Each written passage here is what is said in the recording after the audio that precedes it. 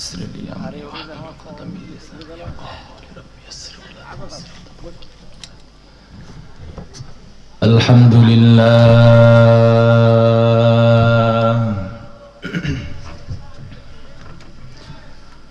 الحمد لله الواحد الأحد الفرد الصمد الذي لم يلد ولم يولد ولم يكن له كفوا أحد وأشهد أن لا إله إلا الله وحده لا شريك له ونشهد أن سيدنا ونبينا وحبيبنا وطبيبنا وطبيب قلوبنا وأولانا ومولانا محمدا عبده ورسوله الذي أرسل الله تعالى بالحق بشيرا ونذيرا وداعيا إلى الله بإذنه وسراجا منيرا أما بعد فأعوذ بالله من الشيطان الرجيم بسم الله الرحمن الرحيم وما خلقت الجن والإنس إلا ليعبدون صدق الله المولانا العظيم وقال تعالى في شان حبيبه إن الله وملائكته يصلون على النبي يا أيها الذين آمنوا صلوا عليه وسلموا تسليما সকলে একটু মোহাব্বতের সাথে নামাজের মধ্যে যে দরুদটি পড়ে থাকি দরুদ ইব্রাহিম পড়ি আল্লাহুম্মা সাল্লি আলা মুহাম্মাদিন ওয়া আলা আলি মুহাম্মাদ কামা صليت على إبراهيم وعلى آل إبراهيم إنك حميد مجيد اللهم بارك على محمد وعلى آل محمد كما باركت على إبراهيم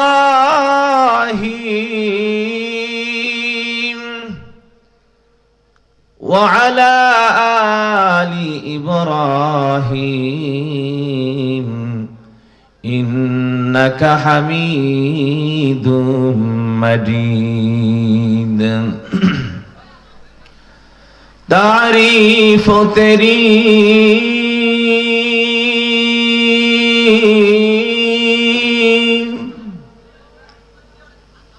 तारीफ तेरी मुझसे बयां हो सके कहाँ, मुमकिन नहीं बशर से सना हो सके बयां। সকলে একটু জিকির করি লা ইলাহা ইল্লাল্লাহ, লা ইলাহা ইল্লাল্লাহ, লা ইলাহা ইল্লাল্লাহু মুহাম্মাদুর রাসূলুল্লাহ।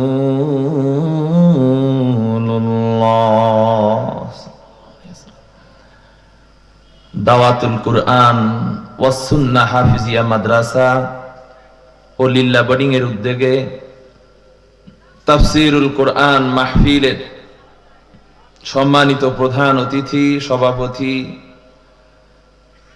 অন্যান্য অতিথিবৃন্দ, বিশেষ করে উপস্থিত ওয়াজিবুল ইহতিরাম হযরত উলামা ইকরাম, সম্মুখ পানে উপবিষ্ট বৃদ্ধ বাবারা, যুবক ভাইয়েরা, শিশু কিশোর তরুণ ছোট্ট ভাইয়েরা, মহান রব্বুল আলামিন আপনাকে আমাকে যাচাই করে বাছাই করে কিছু সময়ের জন্য তার পছন্দের স্থান কোরআন ও হাদিসের মাজলিসে, জান্নাতের মাজলিসে আসার, বসার এবং কোরআন ও হাদিস থেকে কিছু বলবার ও শুনবার তৌফিক দিয়েছেন। এই জন্য আমরা সকলেই রব্বুল আলামিনের দরবারে শুকরিয়া আদায় করি, বলি আলহামদুলিল্লাহ। মুহতারাম হাজিরিন, আমি আপনাদের সামনে কোরআনুল কারীমের 51 নম্বর সূরা সূরাতুজ জারিয়াতের 56 নম্বর আয়াত তেলাওয়াত করেছি। আল্লাহ রাব্বুল আলামিন যদি তৌফিক দান করেন, আয়াত খানিকে পাথেয় করে সময়ের স্বল্প পরিসরে দু চারটি কথা মুযাকারার নিয়তে, আমলের নিয়তে বলার ইরাদা রাখি। ওয়া মা তাওফীক ইল্লা বিল্লাহ। সম্মানিত হাজরিন, আমি আপনাদেরকে কিছু প্রশ্ন করব, এগুলোর উত্তর আপনাদেরকে দিতে হবে। কথা আমি যেমন বলবো আপনাদেরকেও কিছু বলতে হবে। কি বলেন? শুধু এক পক্ষ থেকে যদি আমি বলি আপনাদের ঘুম চলে আসতে পারে। ঠিক আছে তো? আল্লাহু আকবার। আসলে আমি আলোচনায় যাওয়ার আগে একটা ছোট্ট কথা আগে আপনাদেরকে বলে রাখি। দেখুন, আমাদের মাহফিল যেগুলো হয়, এখন তো মাহফিল অনেক হয়। কি বলেন, হয় না? অনেক মাহফিল হয়। আল্লাহু আকবার। এত মাহফিল, কিন্তু মাহফিলের শুরুতেই আমাদের উদ্দেশ্য এবং মাকসাদ গুলোকে আমরা ঠিক করতে পারি না, যার কারণে মাহফিল অনেক হয়, নসিহত অনেক হয়, কিন্তু আমাদের পরিবর্তন কম হয়। এই জন্য আসুন আমরা 2 মিনিটে আমাদের মাহফিল শোনার আর বলার উদ্দেশ্যটা সম্পর্কে জানি। 2 মিনিটে জানি। একটা উদাহরণ দিয়ে যদি আমি বুঝাই, আপনি সহজে বুঝবেন। উদাহরণস্বরূপ, আপনার বাড়িতে আপনি বিরিয়ানি রান্না করবেন, এই জন্য বদরগঞ্জের হাট থেকে পোলাওয়ের সবচেয়ে দামি চাউল আনলেন। বদরগঞ্জের হাট থেকে সবচেয়ে বড় যে গরুটা জবাই হয়েছে, এই গরুর গোশতগুলো কিনে আনলেন। আচ্ছা, বাবুর্চি যেভাবে বলেছে সব মশলাগুলো আপনি এনেছেন। বাবুর্চিও সবচেয়ে দামি বাবুর্চি সৈয়দপুর থেকে বাবুর্চি আনছেন। কারণ উত্তরবঙ্গ শুধু না, বাংলাদেশের নাম করা কাচ্চি এবং বিরিয়ানি রান্নার বাবুর্চি গুলো সৈয়দপুরেই বসবাস করে। ঢাকায় পর্যন্ত নিয়ে যায়, তাদেরকে চিটাগঙ্গে নিয়ে যায়। সৈয়দপুর থেকে বাবুর্চিও আনলেন। আনার পর তিনি অনেক মেহনত করে সুস্বাদু রান্না করলো। পুরা এলাকায় বিরিয়ানির ঘ্রাণ ম ম করতেছে, এতটাই ঘ্রাণ। রান্না শেষ হয়ে গেছে। এই যে এত আয়োজন, রান্না করলেন, গোশত আনলেন, পোলাও আনলেন, বাবুর্চি আনলেন, সবকিছুর মাকসাদ কি বলেন তো? শেষে গিয়ে এই বিরিয়ানিটা একটু স্বাদ করে মজা করে খাওয়া, এটাই তো নাকি? অন্য কোনো মাকসাদ আছে? এখন আপনি রান্না করলেন, সব হয়ে গেছে, গোস্তগুলোকে, বিরিয়ানিগুলোকে নিয়ে বাড়ির পাশে যে ড্রেন রয়েছে আপনি ড্রেনে ফেলে দিলেন, আপনি ডাস্টবিনে ফেলে দিলেন। আচ্ছা বলেন তো, এত বাজার করে আনলেন, এত দামি বাবুর্চি আনলেন, এত যত্ন করে রান্না হলো, কোনো ফায়দা হয়েছে? না পেট ভরেছে, না আপনি এটা দ্বারা উপকৃত হতে পেরেছেন, বরং পুরাটাই আপনার মেহনত আর কষ্ট সবগুলো বেকার, ব্যর্থ মেহনত। রান্না করার পর আপনি খাবারগুলোকে নষ্ট করে বরং গুনার মধ্যে লিপ্ত হয়ে গেলেন। আল্লাহ, আমার ভাইয়েরা, এই জন্য সর্বপ্রথম আমাদের দায়িত্ব হলো আমার উদ্দেশ্য এবং মাকসাদটাকে ঠিক করা। অনেক কষ্ট করে মাহফিলের আয়োজন করা হলো, রাত 12টা-1টা পর্যন্ত মাহফিলে বসে থাকলাম। উলামা ইকরাম অনেক বয়ান করলো, অনেক নসিহত হলো, কোরআন সুন্নাহ থেকে অনেক আলোচনা হলো, কিন্তু বয়ান শোনার পর, আলোচনা শোনার পর এই অনুযায়ী যদি আমল না হয়, আমার জীবনটাকে যদি কোরআন অনুযায়ী সাজাতে না পারি, সুন্নাহ অনুযায়ী সাজাতে না পারি, তাহলে দিনভর বিরিয়ানি রান্না করে ডেক্সি নিয়ে ডাস্টবিনে ফেলে দেয়া যেমন হয়, ওয়াজ করে যদি আমল না হয়, তাহলে এই বিরিয়ানিগুলো ডাস্টবিনে ফেলে দেওয়ার মতো হয়ে যায়। এই জন্য যত বয়ান শুনি না কেন, যত আমল শুনি না কেন, এগুলোর মাকসাদ হতে হবে আমি আমল করব, আমার জীবনের মধ্যে আমলে আনতে হবে। যদি আমার জীবনের মধ্যে আমলে আনতে পারি, তাহলে এই মাহফিল আমার জন্য কামিয়াব, এই মাহফিলটাই আমার জান্নাতে যাওয়ার কারণ হয়ে যাবে। বলেন সুবহানাল্লাহ। এই জন্য আমাদের প্রথম মাকসাদ হতে হবে যে আমি বয়ান শুনে আমার জীবনের মধ্যে আমল নিয়ে আসবো। কি নিয়ে আসবো ভাইয়েরা? আমার আমলে নিয়ে আসবো। আসুন আমরা আমাদের আলোচনার দিকে চলে যাই। আমরা যেই জগতের মধ্যে আছি, এই জগৎটার নাম কি একটু বলেন তো? দুনিয়া। এই জগতের নাম কি? দুনিয়া। এই জগতের পূর্বে আমরা আরেকটি জগতের মধ্যে ছিলাম, ওই জগতের নাম হলো রুহের জগৎ। কিসের জগৎ বলেন? রুহের জগৎ, প্রাণের জগৎ। প্রাণের জগৎ থেকে, রুহের জগৎ থেকে, প্রাণ বা রুহ এটা কি দেখা যায়? আপনি, আপনার, আমার এই প্রাণ রয়েছে, জীবন রয়েছে, এটাকে দু চোখ দিয়ে দেখা যায় না। আল্লাহু আকবার। অথচ এই প্রাণ ছাড়া একজন মানুষও কি করতে পারবে না? বাঁচতে। এই মুহূর্তে যদি প্রাণ বের হয়ে যায়, আমার জীবন শেষ, নিথর দেহ এখানে পড়ে থাকবে। রুহের জগৎ থেকে আল্লাহ রাব্বুল আলামিন আপনাকে আমাকে এই জগতের মধ্যে পাঠিয়েছেন। এই জগতের পর আবার আমরা আরেকটি জগতে যাব। ওই জগৎকে কোরআনের ভাষায় বলা হয়েছে বারজাখের জগৎ। কিসের জগৎ বলেন? তাহলে তিনটা জগতের নাম আমি আপনাকে বললাম। এক নাম্বার রুহের জগৎ। কিসের জগৎ? প্রাণের জগৎ। যেই জগতে আমরা ছিলাম, ওখান থেকে রব্বুল আলামিন আপনাকে আমাকে এই দুনিয়ার জগতে এনেছে। এই জগতের পর আবার আরেকটি জগতে যাব। ওই জগতের নাম হলো বারজাখের জগৎ। কিসের জগৎ বলেন? আমার কথাগুলো একটু বুঝতে হবে, আমি ধীরে ধীরে আপনাদের কথা বলবো, কথাগুলো একটু বুঝবেন। বারজাখ হলো কোরআনের শব্দ। বারজাখ মানে হলো আড়াল, পর্দা।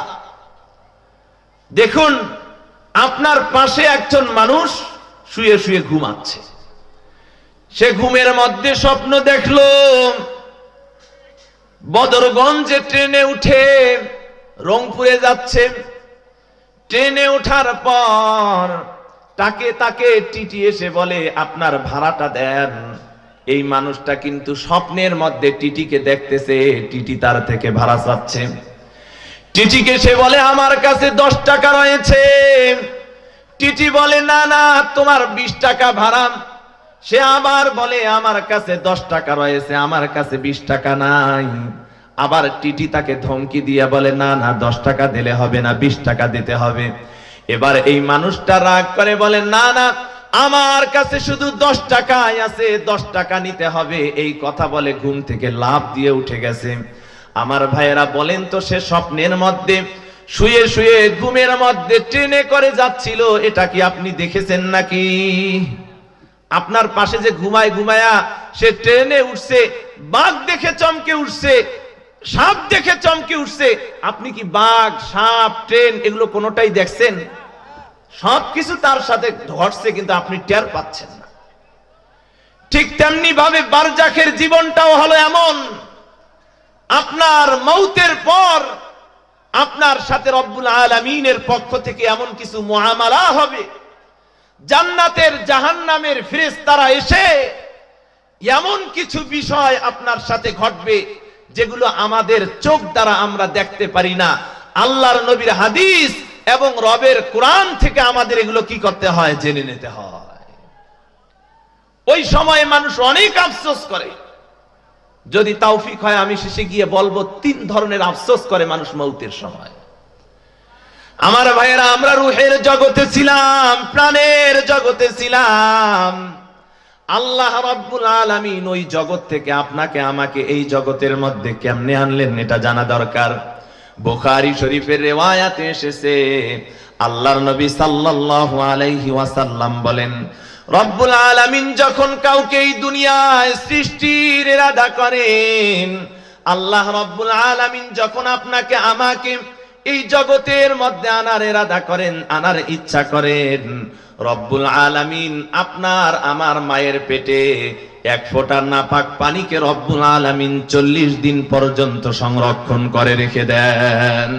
মুহাদ্দিসিন ইকরাম বলেছেন, 40 দিন পর্যন্ত এই নাপাক পানি আল্লাহ রাব্বুল আলামিন মায়ের পেটের মধ্যে প্রসেস করতে থাকে। 40 দিন প্রসেস করতে করতে পরিবর্তন হতে হতে যখন 40টা দিন চলে যায়, নবীজি বলেন, বুখারীর রিওয়ায়াত, 40তম দিনে গিয়ে এই নাপাক পানিটা জমাট রক্ত হয়ে যায়। আমার ভাইরা, এই জমাট রক্ত আরো 40 দিন পর্যন্ত বাচ্চাদানিতে অবস্থান করে।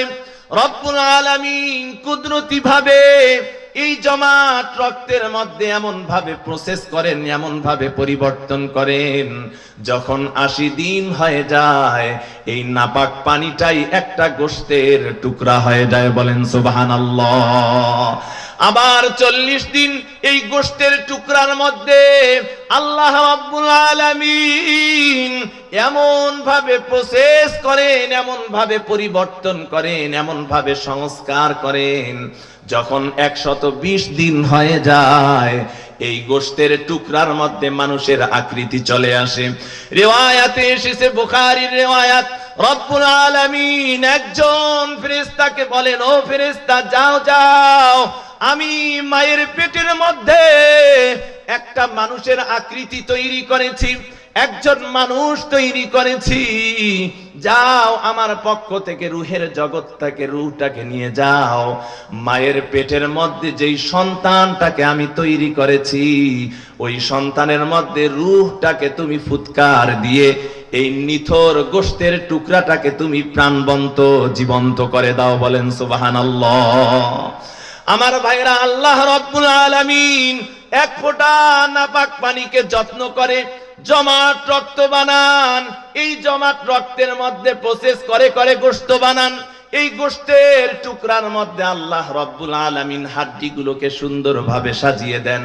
এত সুন্দর করে আমাদের হাড্ডিগুলোকে সাজিয়েছেন, দেখুন না কত সুন্দরভাবে প্লাসের মতো আমরা হাতগুলোকে এভাবে আঁকড়ে ধরতে পারি, হাতটাকে বাঁকা করতে পারি, কত সুন্দর করে দাঁড়াতে পারি। আল্লাহ রাব্বুল আলামিন তিনি তো হলেন সকল বিজ্ঞানের মহাবিজ্ঞানী। রব্বুল আলামিন আপনার আমার এই দেহের মধ্যে একটা চোখ দিয়েছেন, এই চোখটা দ্বারা আমি এমন কিছু দেখি, আমার মতো আপনার মতো এই সমাজের মধ্যে এমন মানুষ রয়েছে যেই মানুষগুলোর চোখ নাই, জন্মের পর মৃত্যু পর্যন্ত। যেই জনম দুঃখিনী মা তাকে জন্ম দিয়েছে, ওই মায়ের চেহারাটাও দেখার সুযোগ পায় নাই, ঠিক না বেঠি? আমার ভাইয়েরা, রব্বুল আলামিন আপনাকে আমাকে জিহ্বা দিয়েছেন, জবান দিয়েছেন। যদি এই জবান না দিতেন, আপনি আমি কি চিন্তা করি, মনের মধ্যে কি রয়েছে, এগুলো আমরা কখনো বর্ণনা করতে পারতাম না। আপনাকে আমাকে একটা সুন্দর মস্তিষ্ক দিয়েছেন। আমার ভাইয়েরা, এই মস্তিষ্ক যদি না থাকতো তাহলে আমি চিন্তা করতে পারতাম না। একটাবার কেন আমাদের চিন্তা হয় না? আমার মতো কত সুন্দর চেহারার মানুষ রয়েছে, সুঠাম দেহি যুবক রয়েছে, দেখলে তো মনে হয় যেমন এই জামানার হযরত ইউসুফের মতো সুন্দর চেহারার মানুষ। কিন্তু মুহতারাম হাজিরিন, আল্লাহ রব্বুল আলামিন তার মাথার একটা তার ছিঁড়ে দেওয়ার কারণে এই সুন্দর মানুষটাও পাগলের মতো রাস্তায় চলে না, না চলে? তাহলে এখন আপনার আমার মনে একটা প্রশ্ন আসা দরকার, আপনার আমার মনে একটা জিজ্ঞাসা আসা দরকার। এই দুনিয়ার মধ্যে একটা সাধারণ থেকে সাধারণ মানুষও একটা কাজ যদি করে, ছোট্ট থেকে একটা কাজ যদি করে, এই কাজটার কোনো উদ্দেশ্য এবং মাকসাদ থাকে না, না থাকে? থাকে না, না থাকে? বলেন। আপনারা এই মাহফিলের আয়োজন করেছেন, এই মাহফিলের কোনো উদ্দেশ্য আছে না নাই? এই যে মাইকগুলো আনা হয়েছে, কোনো উদ্দেশ্য আছে না নাই? আপনি বদরগঞ্জে যান, উদ্দেশ্য ছাড়া কি কেউ বদরগঞ্জে যায় নাকি? না না, প্রত্যেকের উদ্দেশ্য রয়েছে, মাকসাদ রয়েছে। আমার ভাইয়েরা, আল্লাহ রব্বুল আলামিন আপনাকে আমাকে এই জগতের মধ্যে, দুনিয়ার মধ্যে পাঠিয়েছেন, অবশ্যই অবশ্যই কোনো না কোনো মাকসাদে পাঠিয়েছেন। আম্মা হাসিবতুম আন্নামা খালাকনাকুম আবাসাও ওয়া আন্নাকুম ইলাইনা লা তুরজাউন। তোমরা কি মনে করেছো আল্লাহ রব্বুল আলামিন এমনি এমনি অনর্থক তোমাদেরকে পাঠিয়েছেন?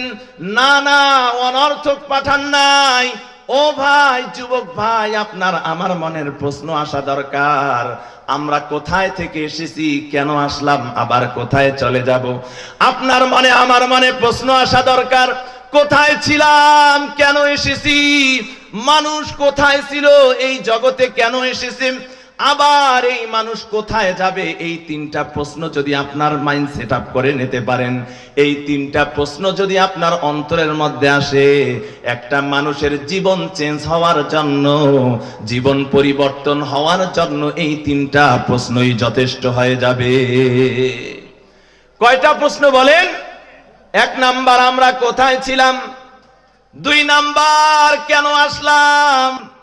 তিন নাম্বার, আমরা আবার কোথায় যাব? এই তিন প্রশ্ন আমার থাকা দরকার।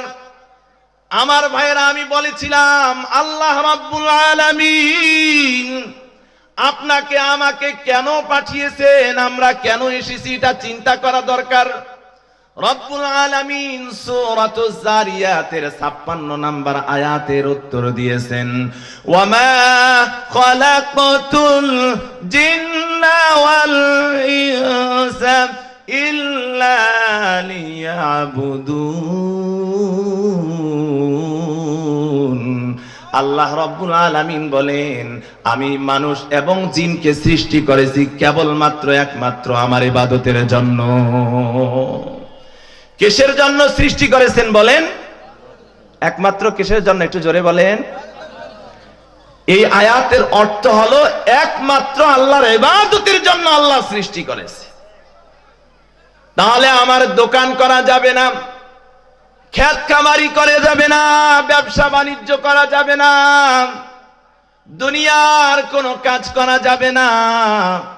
একমাত্র আল্লাহর ইবাদতের জন্য মসজিদের মধ্যে পড়ে থাকতে হবে, দিনভর রোজা রাখতে হবে, নামাজ পড়তে হবে। আমার ভাইয়েরা, কারণ রব্বুল আলামিন আপনাকে আমাকে কেবলমাত্র ইবাদতের জন্য সৃষ্টি করেছেন, অন্য কোনো মাকসাদে অন্য কোনো উদ্দেশ্যে সৃষ্টি করে নাই। এখন আমরা যদি ইবাদত বুঝতে পারি তাহলে বুঝতে পারবো যে আমার খেত খামারি, ব্যবসা বাণিজ্য, চাকরি সবকিছু ইবাদতের মধ্যেই অন্তর্ভুক্ত। ইবাদত বুঝতে হবে। কি বুঝতে হবে? আসুন আমরা ইবাদতটা বুঝি। আমার কথা আপনারা বুঝতেছেন? আমার কথা আপনারা বুঝতেছেন?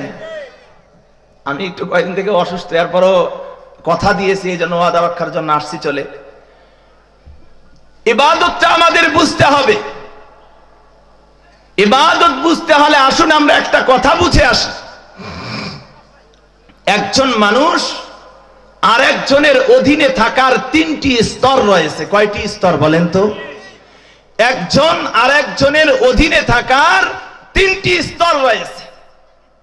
এক নাম্বার স্তর, আপনার একটি গাড়ি রয়েছে, এই গাড়ি চালানোর জন্য একজন ড্রাইভার নিয়োগ দিয়েছেন। ড্রাইভার সাহেব আপনার গাড়িটা চালায়, আপনার সকালে এসে গাড়ি চালায়, বিকালে এসে আপনার ট্রাকটা চালায়া দেয়। আচ্ছা বলেন তো, 2 দিন পর যদি এই ড্রাইভারকে আপনি বলেন, ও ড্রাইভার সাহেব আমার বাথরুম পরিষ্কার করতে হবে, আমার বাড়ির কাপড় চোপড়গুলো পরিষ্কার করে দিতে হবে, ড্রাইভারকে যদি বলেন আমার বাড়ির যত কাজ রয়েছে সব কাজ তোমাকে করতে হবে, ড্রাইভার করবে? বরং ড্রাইভার বলবে আমার কাজ এটা না, আমার কাজ হলো ড্রাইভিং করা, আপনি ড্রাইভারের কাজ করতে বলেন। আপনি যদি অন্য কাজের কথা বলেন তাহলে কিন্তু আমি ওই কাজ করার জন্য রাজি না। বরং ড্রাইভারকে যদি আপনি চাপ দেন, ড্রাইভার একদিনেই চাকরি ছেড়ে দিয়ে চলে যাবে। কারণ ড্রাইভারের নির্দিষ্ট কিছু কাজ রয়েছে, লিমিটেড কাজ রয়েছে, তার কাজ হলো ড্রাইভিং করা। আপনি যখন তাকে ড্রাইভারের বাহিরে অন্য কাজ করতে লাগায় দিবেন, করবে না। দ্বিতীয় নাম্বার স্তরটা বুঝুন, দ্বিতীয় নাম্বার অধীনস্থতার স্তরটা আপনারে বুঝাই। আমার ভাইয়েরা, গোলামবাদীর সম্পর্ক, এক জামানায় গোলাম ছিল, বাদী ছিল, গোলাম ছিল, মনিব ছিল। যিনি গোলাম হবেন তিনি মনিবের প্রত্যেকটা কথাই মেনে নেবেন। মনিব যখন যা নির্দেশ করবে, মনিবের প্রত্যেকটা নির্দেশ মানা গোলামের জন্য ফরজ হয়ে যায়। মনিব যদি গোলামকে বলে তুমি এখন এখানেই বসে থাকো, গোলামের দায়িত্ব হলো এখানেই বসে থাকা। আবার মনিব যদি গোলামকে বলে ও গোলাম এখানে বসে থাকতে পারবা না, সারাদিন দাঁড়ায়া থাকো, মনিবের দায়িত্ব হলো, গোলামের দায়িত্ব হলো মনিবের কথা শুনে দাঁড়ায়া থাকা। অর্থাৎ মনিব যা বলবে মনিবের কথার ব্যতিক্রম করার গোলামের কোনো অনুমতি নাই। ঠিক না বেঠিক? কিন্তু এই সুরতের মধ্যে, এই অবস্থাতেও গোলামের জন্য মনিবের কিছু কথা না মানার অনুমতি রয়েছে। গোলামের জন্য মনিবের অবাধ্য হওয়ার সুযোগ রয়েছে। যেমন গোলামকে মনিব বলল, ও মনিব তুমি তো 5 বার তোমার আল্লাহরে সিজদা করো, 5 বার তো আল্লাহর ইবাদত করো, আমি তোমার মনিব, তুমি দৈনিক 1 বার করে আমার পায়ের কাছে এসে সিজদা দিবে। আচ্ছা বলেন তো আল্লাহ ছাড়া মনিবকে সিজদা দেওয়া কি জায়েজ আছে নাকি? যত বড় মনিব হোক না কেন, যত বড় ক্ষমতাশালী হোক না কেন, যত বড় প্রেসিডেন্ট হোক না কেন, যত বড় মহাসচিব হোক না কেন, যদি এমন নির্দেশ দেয়, যদি এমন কথা বলে যেই কথাটা মানতে গেলে রবের অসন্তুষ্টি হয়ে যায়, যেই কথা পালন করতে গেলে আমার রব নাখোশ হয়ে যায়, ওই কথা কোনো অবস্থাতেই মনিবেরটা মানা যাবে না। তার হাদিসের মধ্যে এসেছে, তাফসীরের কিতাবের মধ্যে পাওয়া যায়, হযরত সাদ ইবনে আবি ওয়াক্কাস রাদিয়াল্লাহু তাআলা আনহু 17 বছরের তরুণ, তিনি যখন ইসলাম গ্রহণ করলেন, যখন মুসলমান হয়ে গেলেন, মুসলমান হওয়ার পর তিনি আল্লাহর নবীর দরবারে যায়। নবী আলাইহিস সালাতু ওয়াস সালামের জবান থেকে কোরআন শুনে, আল্লাহর নবীর কাছে কোরআন শুনে এসেছে, আনন্দিত হয়, ইসলাম গ্রহণ করেছে।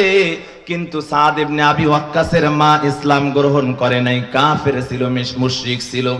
সাদের মা সাদকে বলে, ও সাদ তুমি যদি মুহাম্মাদের ধর্মের উপরে থাকো, তুমি যদি কোরআনের ধর্ম মেনে নাও, তুমি যদি মুহাম্মদকে তোমার আদর্শ মেনে নাও, আমার বাপ দাদার ধর্ম যদি ছেড়ে দাও, তাহলে আজকে থেকে তোমার সাথে আমার সম্পর্ক ছিন্ন হয়ে যাবে।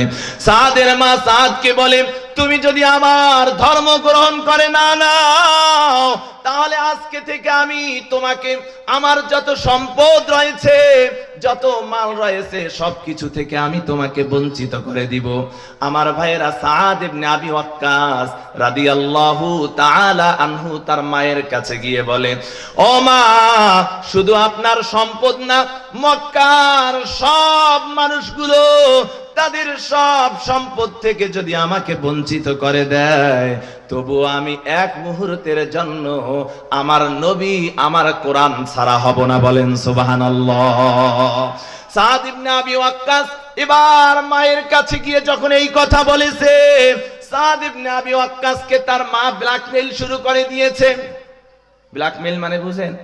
অর্থাৎ এমন কথা বলা শুরু করছে যেটা না মানার আর কি থাকে না, উপায় থাকে না। ব্ল্যাকমেইল হলো কেমন?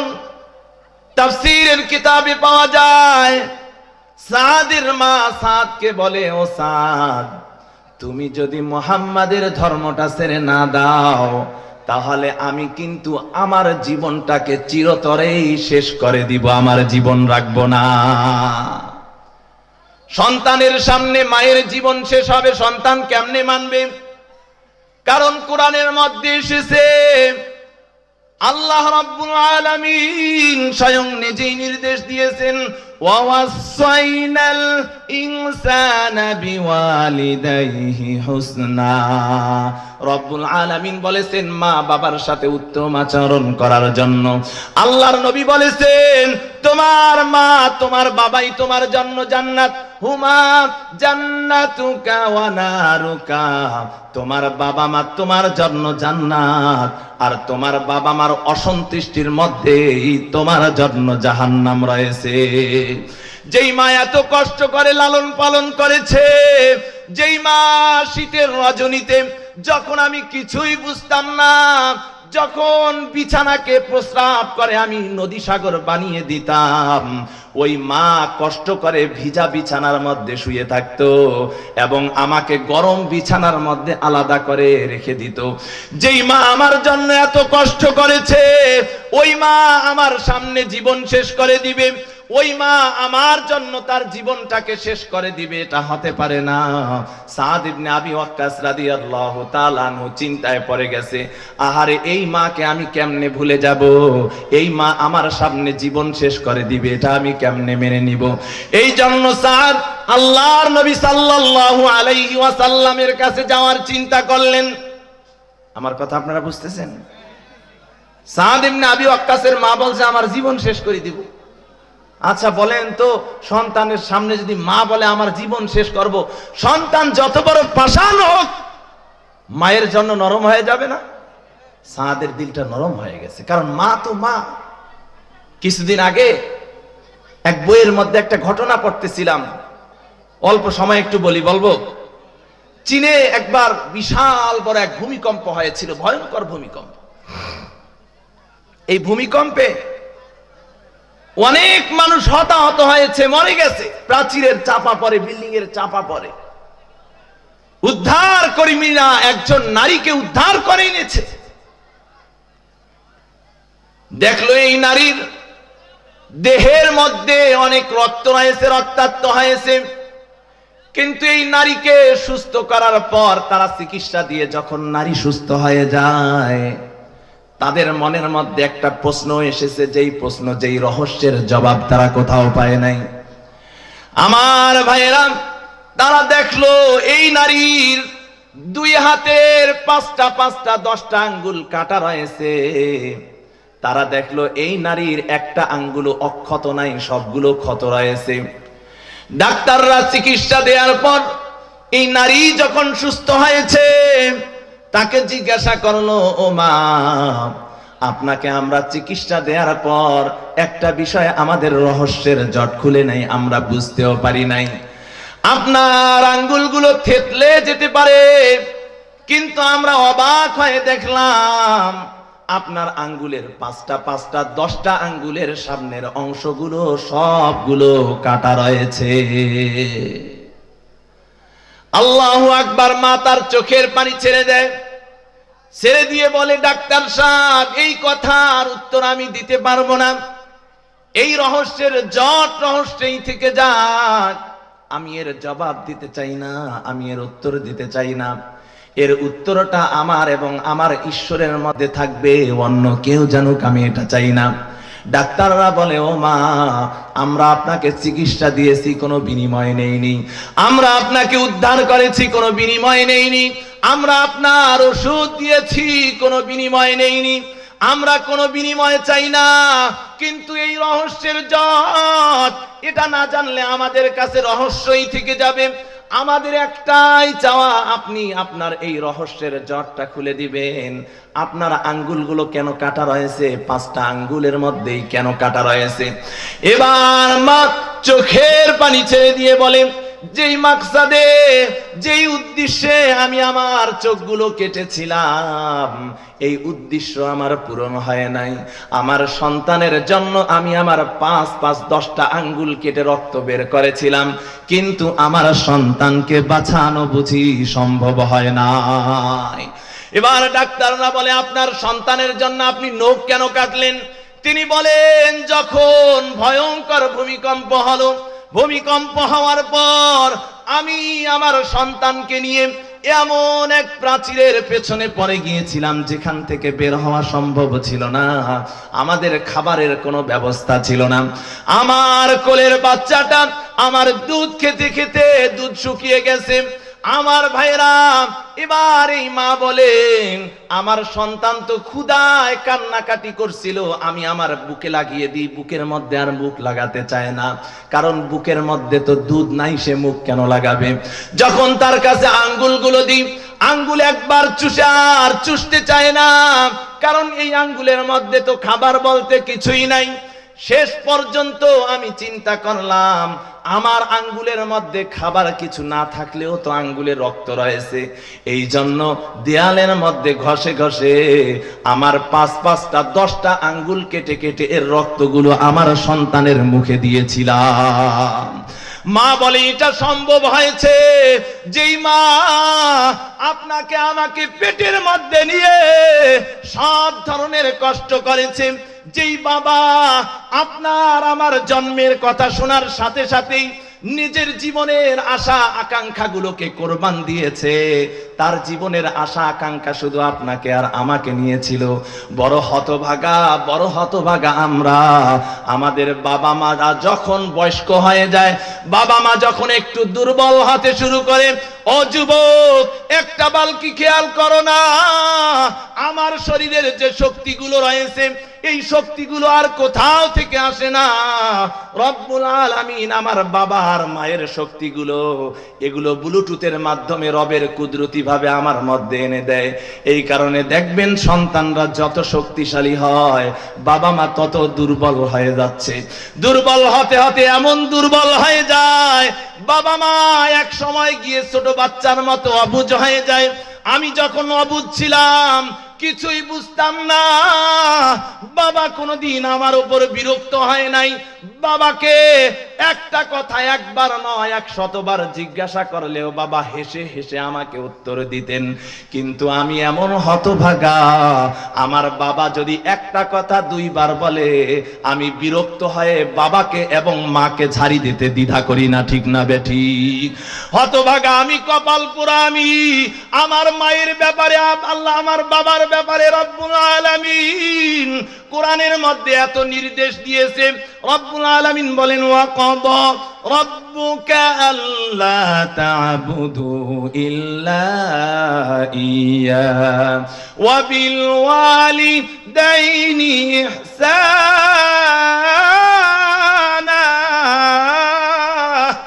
রব্বুল আলামিন সর্বপ্রথম বলেছেন, আল্লাহ ছাড়া অন্য কারো ইবাদত করবা না। আল্লাহু আকবার। কোরআনের আজীব এক মুজিজা। আপনাকে আমাকে সৃষ্টি করেছেন কে বলেন? আপনাকে আমাকে রুহের জগতে মায়ের পেটে লালন পালন করেছে কে বলেন? এই দুনিয়ায়ও আপনার আমার লালন পালনকারী কে?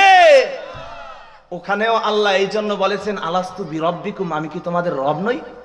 দুনিয়ার মধ্যে এসে আল্লাহ তার পরিচয় দিচ্ছে, আলহামদুলিল্লাহি রাব্বিল আলামিন, আমি তোমাদের রব। সমস্ত প্রশংসা আল্লাহ, যিনি কুল মাখলুকাত, যিনি বিশ্ব জগতের রব।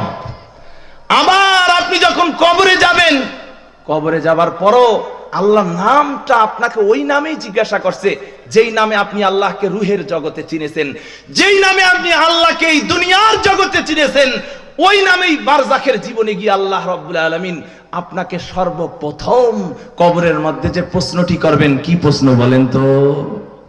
কি প্রশ্ন? মার রব্বুকা, তোমার রব কে? একই নামে রুহের জগতে যেই নামে আপনার সামনে পরিচয় হয়েছে, এই জগতে এসে ওই নামে আল্লাহ তাআলা পরিচয় দিয়েছে। কবরের জগতে গিয়ে যেন আপনি চিনতে ভুল না করেন, ওখানেও রব আপনাকে বলবেন তোমার রব কে বলো তো।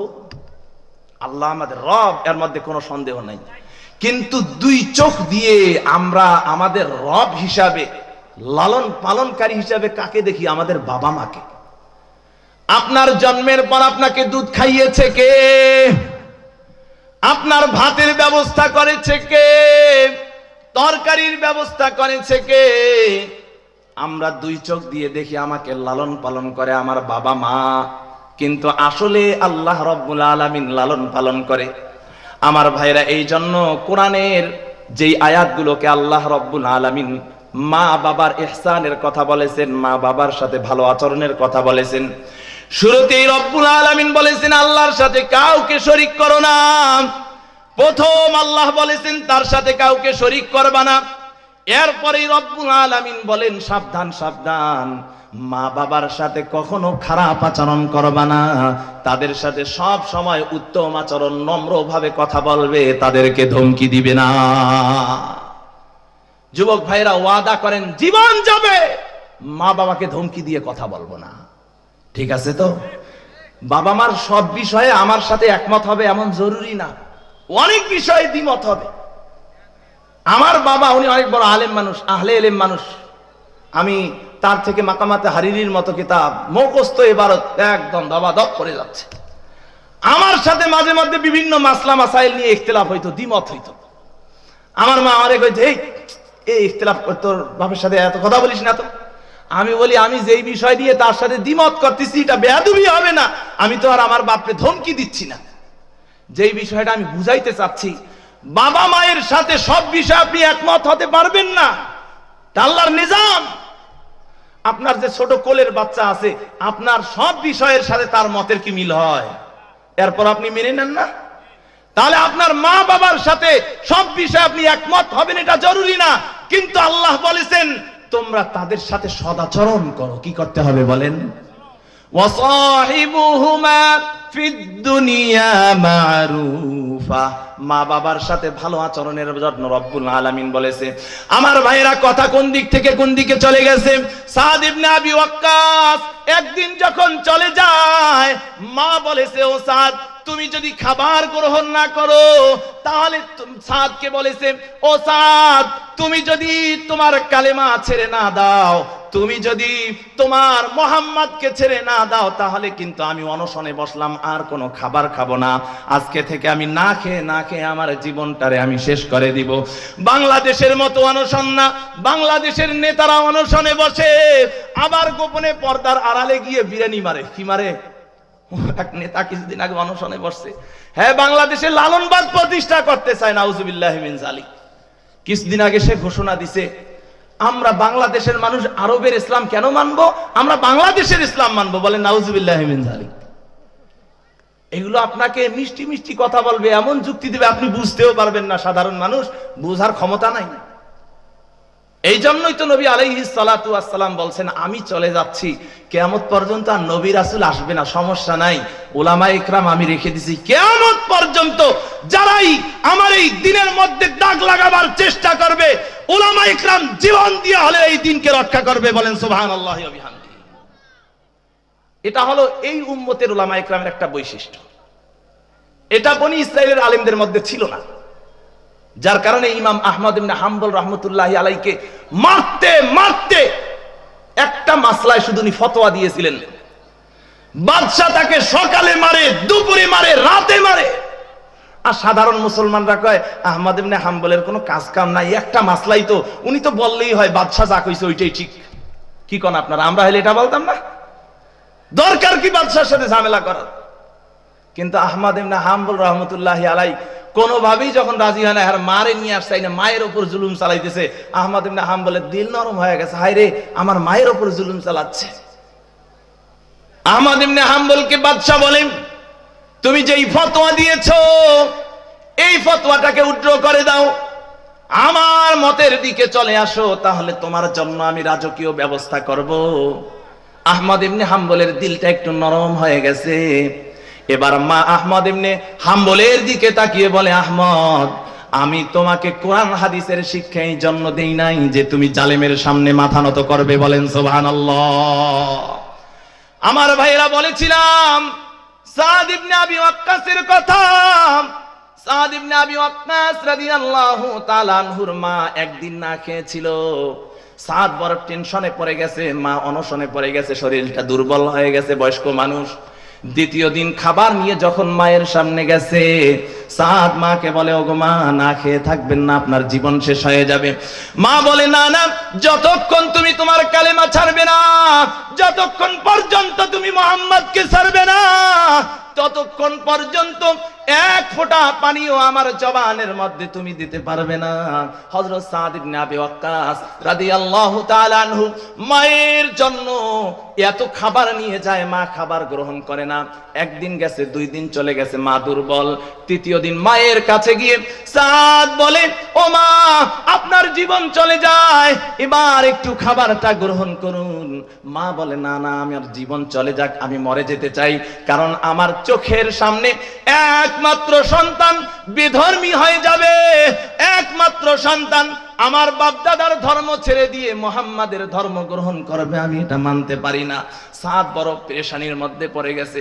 সাদ রাদিয়াল্লাহু তাআলা আনহু আল্লাহর নবীর কাছে গেছে, গিয়ে আল্লাহর নবীকে পুরা হিস্টরি যখন খুলে বলেছে, নবী আলাইহিস সালাতু ওয়াস সালামকে বলে, ইয়া রাসূলুল্লাহ, প্রথম দিন চেষ্টা করেছি, পারিনি, দ্বিতীয় দিনও পারিনি, তৃতীয় দিন তার জীবন যায় যায় অবস্থায়, ইয়া রাসূলুল্লাহ, ইয়া হাবিবাল্লাহ, আমি এখন কি করতে পারি?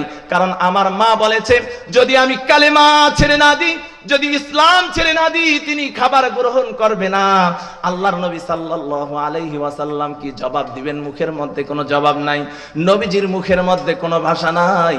আল্লাহ রাব্বুল আলামিন সাদের এই কথাগুলো শুনছেন না নাই? শুনেন। রব্বুল আলামিন জিবরিলকে পাঠায় দিয়েছেন।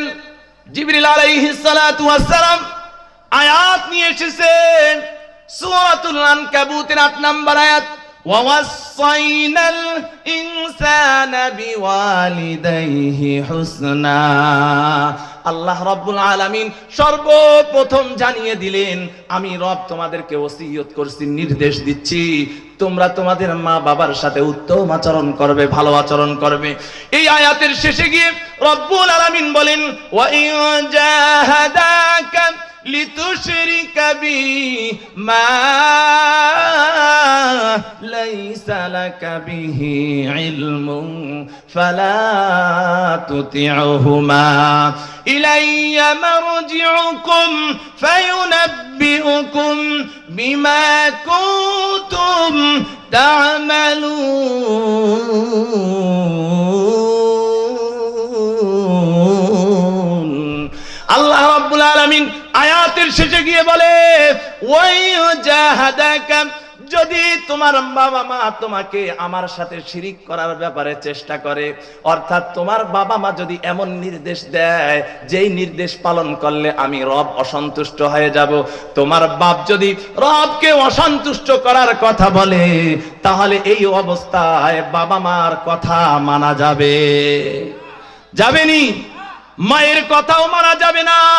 মা বলে, ও বাবা তোমার মাদ্রাসায় যাওয়া লাগবে না, কোরআন পড়া লাগবে না। বাবা যদি বলে নামাজ পড়া লাগবে না, তোর মাঠে কাজ কর, না না, বাবার কথা ওই মুহূর্তে মানা যাবে না, মায়ের কথা মানা যাবে না, বরং ওই মুহূর্তে আপনার ইবাদত করা, আল্লাহর নির্দেশ পালন করাই হলো কি বলেন? ওই মুহূর্তে রবের নির্দেশ পালন করতে হবে। কিন্তু আল্লাহ রাব্বুল আলামিন অন্য আয়াতের মধ্যে সাথে সাথে আরো একটা কথা বলেছেন। সূরাতুল লুকমানের মধ্যে রব্বুল আলামিন বলেছেন, ওয়াসাহিবুহুমা ফিদ দুনিয়া মা'রুফা। এই অবস্থায় বাবা মার কথা মানা যাবে না, তবে বাবা মার সাথে উত্তম ভাবে, সুন্দর ভাবে, ভালোভাবে থাকতে হবে। বলেন সুবহানাল্লাহ। আমার ভাইরা বলেছিলাম দ্বিতীয় নাম্বারের স্তর, অর্থাৎ মনিব যদি নির্দেশ দেয় ওই নির্দেশ পালন করা যাবে না। দ্বিতীয় নাম্বারের স্তর, যাদের নির্দেশগুলো পালন করা আমাদের জন্য ফরজ, আমাদের জন্য জরুরি, তারা যদি একমাত্র রবকে সন্তুষ্ট করা ব্যতীত এমন কোনো নির্দেশ দেয় যেই নির্দেশগুলো পালন করলে রব অসন্তুষ্ট হয়ে যাবে, সে যত বড় প্রেসিডেন্ট, প্রধানমন্ত্রী হোক না কেন, তার কথাও কোনো অবস্থায় মানা যাবে না। বুখারীর রিওয়ায়াত, আল্লাহর নবী বলেন, লা তাআতা লিমাখলুকিন ফি মাসিয়াতিল খালিক। আল্লাহকে অসন্তুষ্ট করে আল্লাহ তাআলার অবাধ্য হয়ে দুনিয়ার কারো বাধ্য হওয়া যাবে না। ফিরআউন ছিল দুনিয়ার নামকরা প্রভাবশালী, প্রতিপত্তিশালী প্রেসিডেন্ট ছিল, প্রধানমন্ত্রী ছিল। ফিরআউন কেমন প্রেসিডেন্ট ছিল জানেন? কেমনে বলবো আপনাদেরকে? এই জমানার সাধারণ ছোট্ট একটা বাংলাদেশের প্রধানমন্ত্রী হয় নিজেকে কিসের আসনে বসায়? রবের আসনে বসায়। ভারতের, পাকিস্তানের, আমেরিকার প্রধানমন্ত্রী হয়ে নিজেকে রবের আসনে বসায়, সুপার পাওয়ার, সুপ্রিম পাওয়ার হয়ে যায়। আর ফিরআউন কেমন শক্তিশালী ছিল, এক দুইটা আপনাকে উদাহরণ দিই। বাবারা সামনে বসে কথা বলিও না, আপনারা আমার কথা বুঝতেছেন? চলবে তো আর কিছু সময়, আমি শেষ করে দেবো, হুজুর আসবে, একটু বলে আমি শেষ করে দেবো। ভাইরা আমার, ফিরআউন এত বড় পাওয়ার ছিল যে এই ফিরআউন ওই জামানায় এমন আধুনিক কিছু আবিষ্কার করেছে, আজকের বিজ্ঞানীরা এগুলো আবিষ্কারের ধারের কাছেও যেতে পারেনি।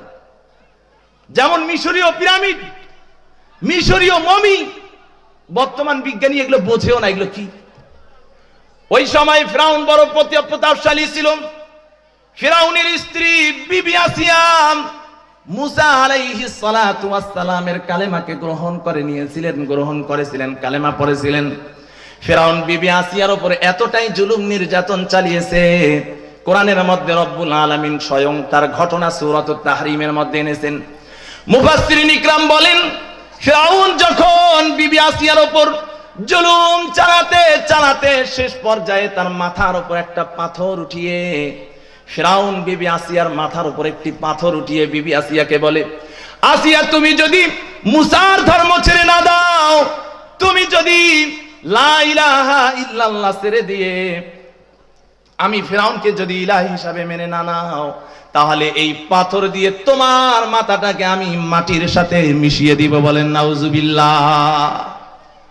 রব্বুল আলামিন একজন ফেরেশতাকে পাঠিয়ে দিলেন, ও ফেরেশতা যাও আমার আসিয়াকে বলো, এই মুহূর্তে কঠিন অবস্থায় আমার আসিয়া আমার কাছে কি চায়, আমি রব আসিয়ার দোয়া কবুল করে নিব। আমার ভাইরা, হযরত আসিয়ার কাছে যখন রবের পক্ষ থেকে ফেরেশতা এসেছে, ফেরেশতা আসার সাথে সাথে আসিয়া আল্লাহর কাছে একটা জিনিস চাইছিল। এটা আপনারা শুনতে চান? আল্লাহর কাছে কি চাইছিল শুনতে চান না? তাহলে একটু এদিকে মনোযোগ দিতে হবে। এদিক তাকায় কথা বললে তো ভালো লাগবে না। আমি শেষ করে দেব, আমাদের প্রধান মেহমান চলে আসছে। তার আগে একটা কথা বলি, মানুষের যখন মৌতের সময় হয়ে যায়, মানুষের কতগুলো আফসোস হয়, কতগুলো কি হয়, আফসোস হয়, কতগুলো চাওয়া থাকে। সবগুলো এখন আমি বলতে পারবো না, কোরআনে আসছে, শুধু একটার কথা বলবো। সূরাতুল মুনাফিকুনের 10 নম্বর 11 নম্বর আয়াতের মধ্যে একটা চাওয়ার কথা আল্লাহ উল্লেখ করছেন। বলবো এইটার সাথে ওইটা সম্পর্ক আছে ভাই, সম্পর্ক আছে। মানুষের মৌতের সময় একটা কি থাকে, চাওয়া থাকে। হযরত আসিয়ারও চাওয়া আছে না নাই? মৌতের সময় মানুষের অনেকগুলো আফসোস থাকে, চাওয়া থাকে। এর মধ্যে একটা আফসোস, একটা চাওয়া, সূরাতুল মুনাফিকুনের 10 নম্বর আয়াতের মধ্যে আল্লাহ রাব্বুল আলামিন বলেছেন, ওয়া আনফিকু মিম্মা রাযাকনাকুম মিন ক্বাবলি আন ইয়াতিয়া আহাদাকুমুল মাউত ফায়াকুলা রাব্বি লাউলা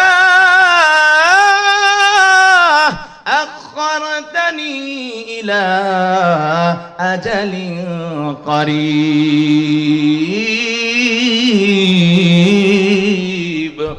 রবের কাছে মানুষের একটা চাওয়া থাকে, যখনই মৌতের সময় হয়ে যায় তখনই মানুষটা আজরাইলকে দেখে, ফেরেশতাদেরকে দেখার পর রব্বুল আলামিনের কাছে আফসোস করে করে বলে, রব্বুল আলামিন, আয় আল্লাহ, খরতানি, আমার হায়াতটাকে, আমার জীবনটাকে একটু, মৃত্যুটাকে একটু বিলম্ব করুন, আর একটু পরে মৃত্যু দিন।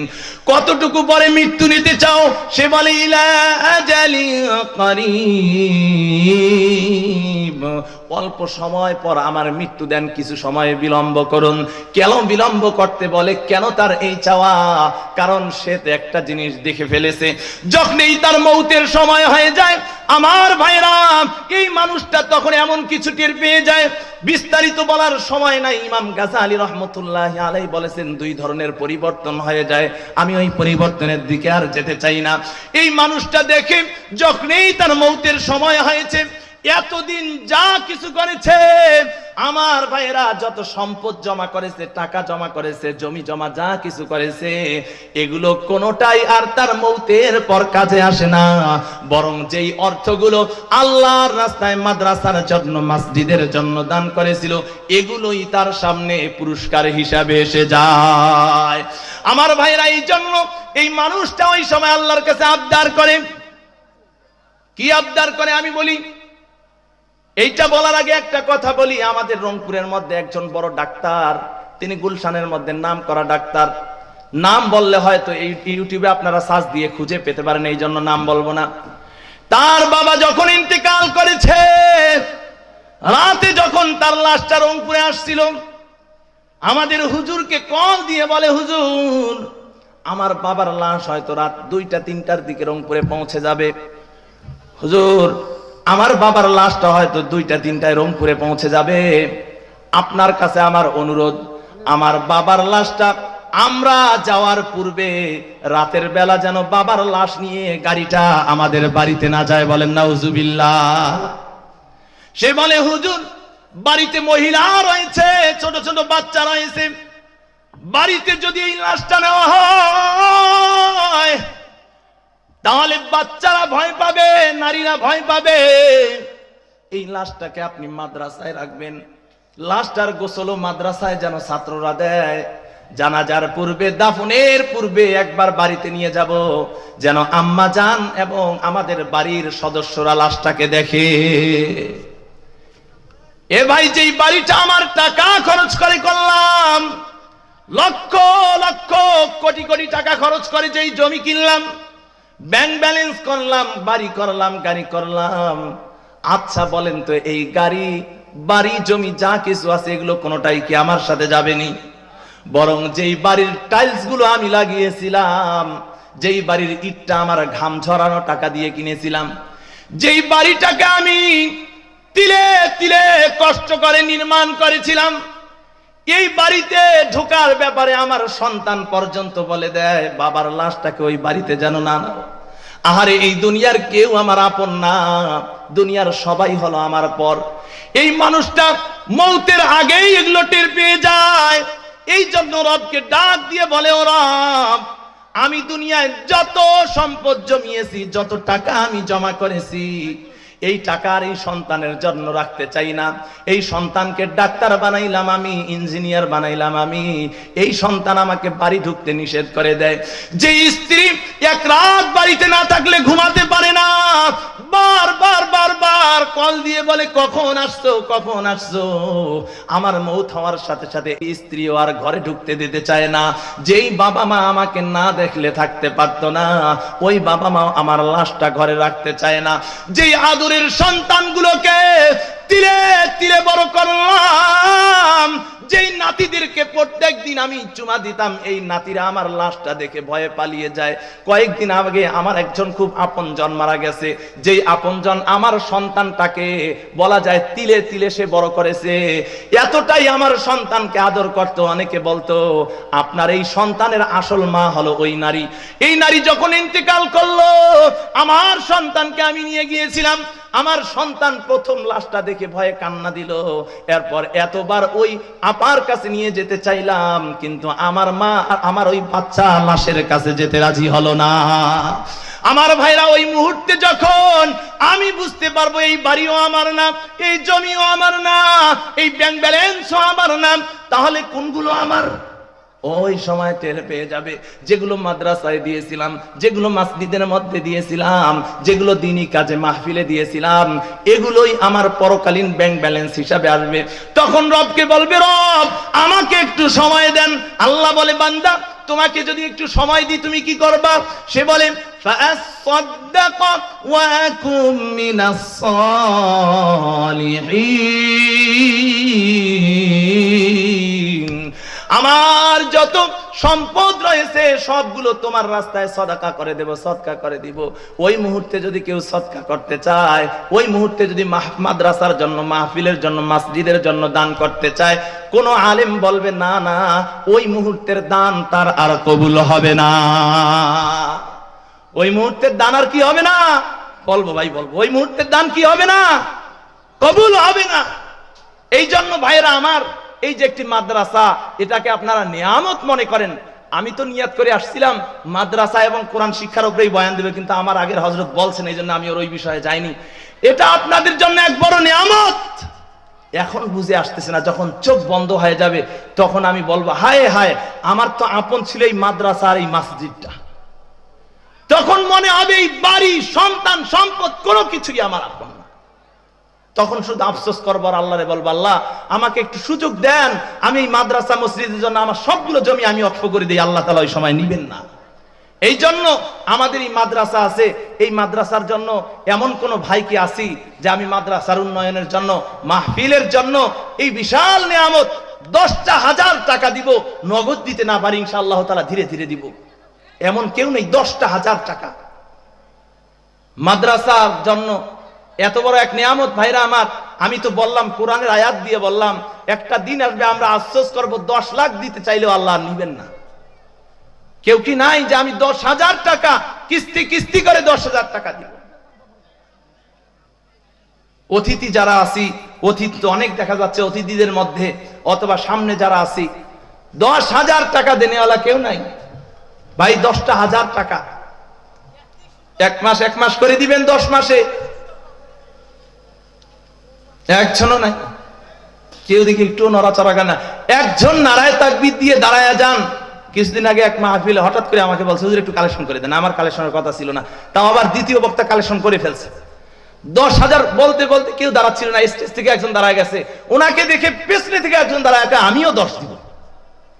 তাহলে প্রথম যিনি 10 দিছে, পরে যিনি 10 দিছে, পরেরটা সব উনি পেয়ে যাবে। সুবহানাল্লাহ। কেউ নাই ভাইরা আমার। আমাদের মা বোনরা তো মহিলা প্যান্ডেল থেকে শুনছেন, আমার মা বোনেরা, আপনাদের তো বেশি বেশি দান করা দরকার।